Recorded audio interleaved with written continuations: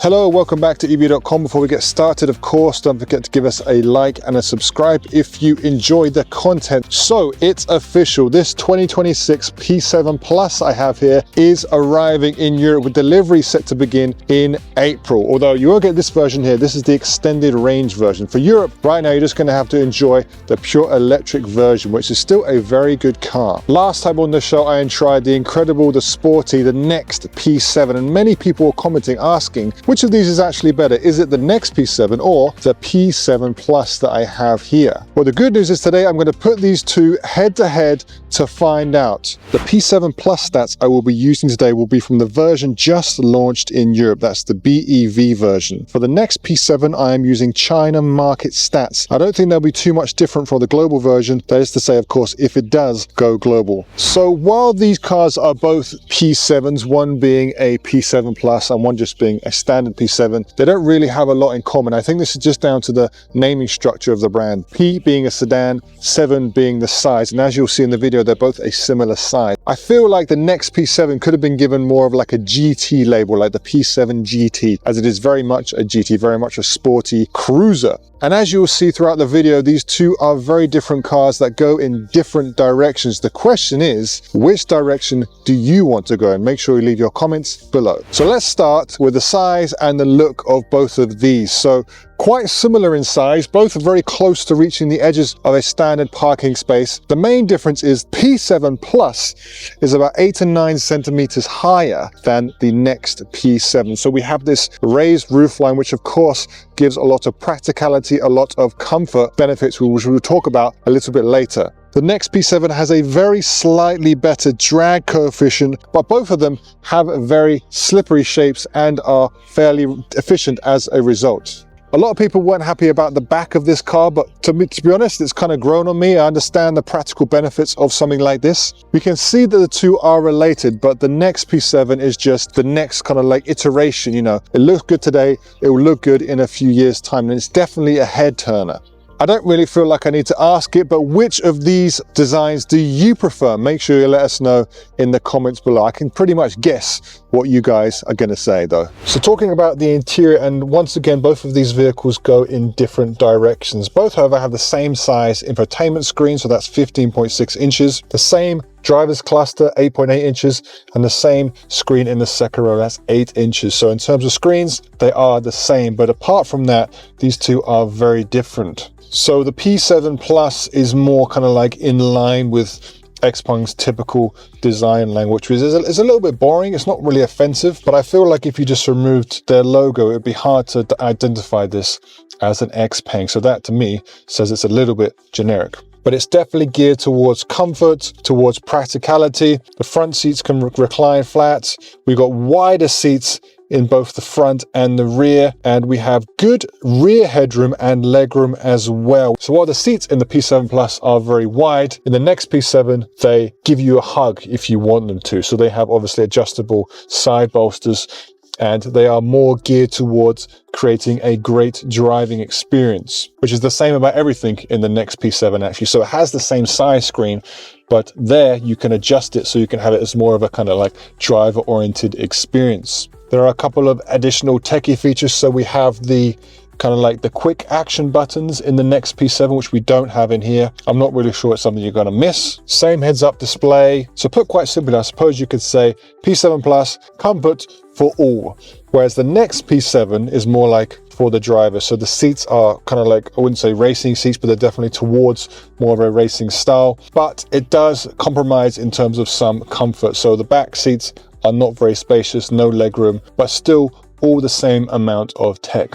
So let's get on to batteries. So for this new P7 Plus in Europe, it will come with either a 61.7 or 74.9 kilowatt hour battery, so up to 530 kilometers of WLTP range. Both of these batteries are LFP only. We will put some CLTC ranges on the screen just so you can get a better comparison of the two. For the next P7, the smallest battery it is offered in is a 79.4 kilowatt hour battery. So the biggest battery in the P7 Plus is the smallest battery in the next P7. It then has a larger 92.2 NMC battery. which gives a COT range of up to 820 kilometers with the long range model. So it's a little bit of a difficult comparison to make. The next P7 has bigger batteries, the next P7 has a longer range. So it really just depends on how much range you really think you need for your daily driving and for the occasional long trip. I would have thought the P7 Plus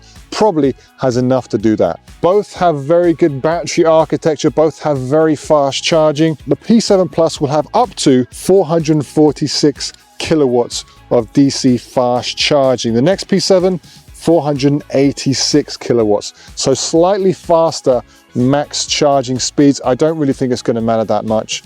You know, the next P7 has bigger batteries. It can charge a little bit faster. And both support V2L 3.4 kilowatts output. So let's compare a little bit about the performance under each of these vehicles. I think it's a little bit of an unfair comparison because we have one which is essentially a performance EV or more towards a performance EV, and one which is more geared towards a kind of family, practical, comfortable EV.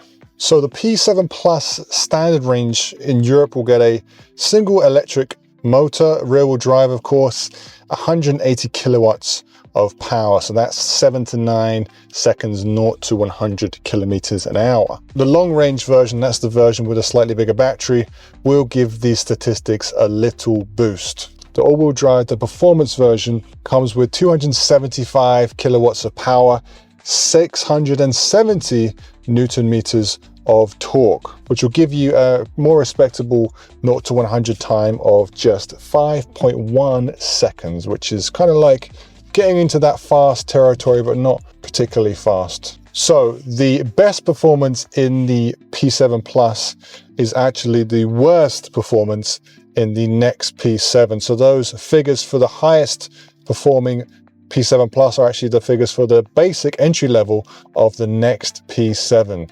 But of course, the next P7 has more power capability, so up to 437 kilowatts of power, 695 Newton meters of torque, so that's 0 to 100 in just 3.6 seconds. Of course, it does have the 50-50 weight distribution. It has the Brembo brakes as well. So it has the acceleration, it has the power, but it has the ability to be able to correctly manage its power and control the vehicle at these higher speeds. The next P7 knocked the Xiaomi U7 off the top for a 24-hour endurance record among EVs. However, recently it has been knocked off the top by the Xiaomi SU7, so that's the refreshed SU7. So it's in the kind of range of these Xiaomi vehicles. So in terms of intelligence, it's a little bit of a difficult comparison once again, because the China versions tend to be a lot more intelligent than the versions which get exported globally. So the P7 Plus that's just been launched in Europe has their Turing AI chip, which delivers up to 750 TOPS of computing power.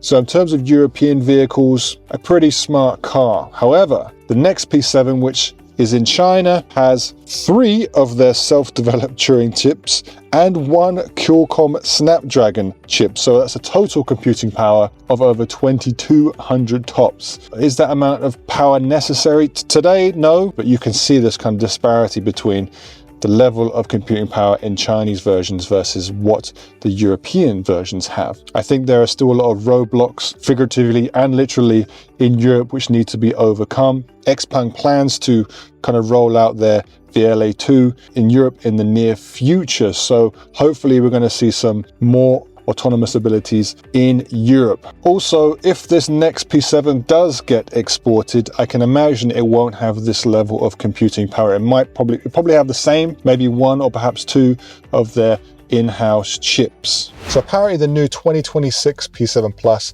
has been re-engineered, has had some parts change. My impression is that I can feel this. I wouldn't say I can feel it a huge amount, but I can feel that there has been some adjustments made to the driver feel of this vehicle. But, and it's a big but, the driving experiences in the next P7 are really next level.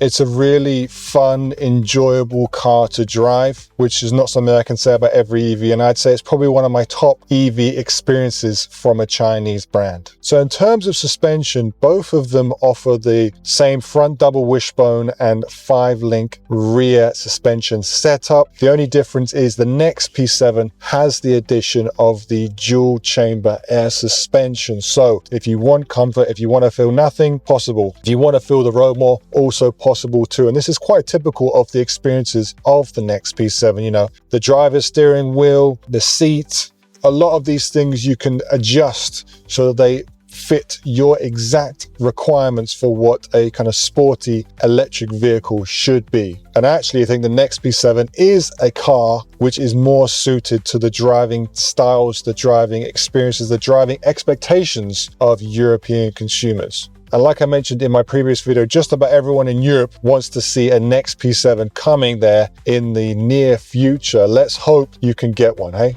In terms of the trunk space, which one do you think is the winner? Well, the answer is the next P7 actually has a 575 litre trunk versus the P7 Plus's 573. So actually the difference is very minor, almost the same. P7 Plus has expandable storage of up to 1,931. The next P7, 1,929 litres. So actually in terms of expanded storage, the P7 Plus does win out. Although one thing to mention is the P7 Plus doesn't have a frunk. I'm a little bit disappointed. I would have thought 2026 you got to have something in the front there. The next P7 does have a frunk, although quite small. It's still better than nothing. So despite the next P7 being a sporty cruiser, it actually does have a lot of practical storage space. So let's talk about the all-important price. So the P7 Plus, the pricing in Europe has been announced starting from just under 44,000